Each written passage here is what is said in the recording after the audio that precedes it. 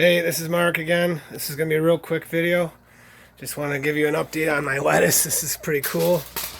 This lettuce is not even 30 days old.